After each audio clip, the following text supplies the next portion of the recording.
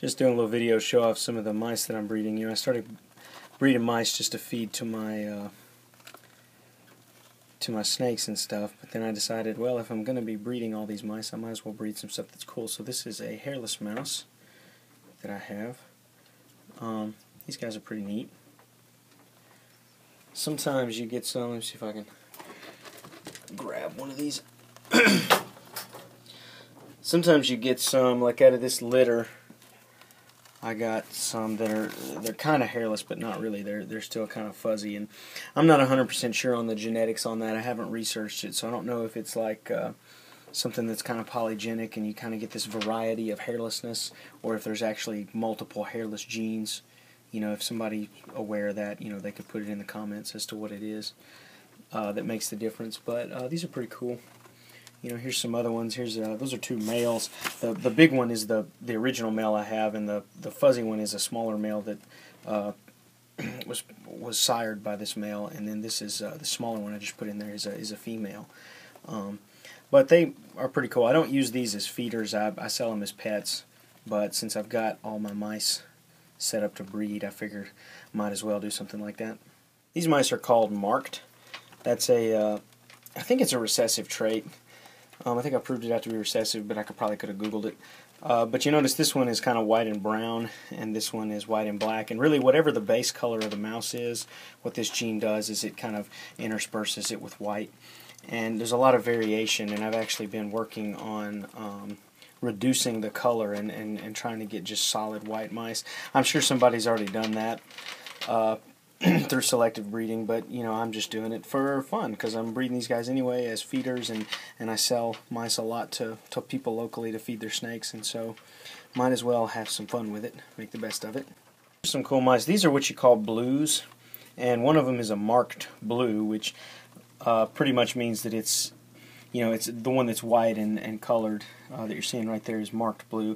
And it's just blue because the base color would be blue, like this one over here, but because it has the marked gene, it actually is white and blue.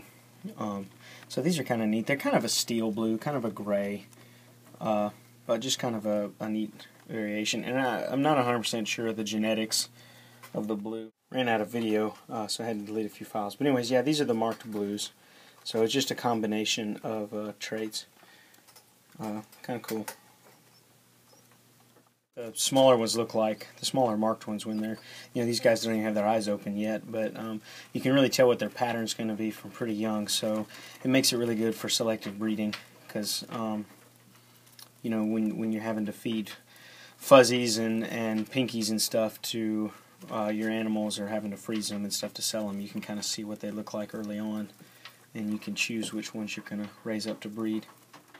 This mouse is what you call a tan, which there's lots of different kinds of these, but this is black on top, and you can kind of see on the bottom it has a tan color, and so it's kind of has some contrast there. You know, your typical black mouse is going to be black on top and bottom, but the tans have a mutation where they actually have kind of a tan color on the bottom. And you know, people selectively breed these to try and get more tan. You know, some of the tan looks kind of washed out, almost like a white. Again, I think this is a recessive trait. You know, actually, most of these mutations I didn't even buy. I bought just one normal-looking mouse that I guess was a carrier for a lot of recessive traits, because from that one male that I bought, I've gotten blues and grays and tans and browns and, you know, all kinds of different things. And so, mouse genetics is not something I've studied up on, so I'm sure somebody out there could clear all that up for me pretty easily. Males that excuse me, was born with a lot of reduced pattern, so he's got a lot of white, so I've been using him as a breeder because I'm trying to get individuals that are mostly white and yet not albino. You know, you can get solid white mouse if it's albino, but I was trying to you know, do some line breeding, and like I said, I'm sure somebody has done this. There's probably been 1,000 people do it, but if I'm going to be breeding mice, I might as well breed something cool. So here's some of the recent babies from this recent cross, and you can tell they've got very little black on them. They're going to be mostly white, and so that's a good example of, you know, what you can do with selective breeding.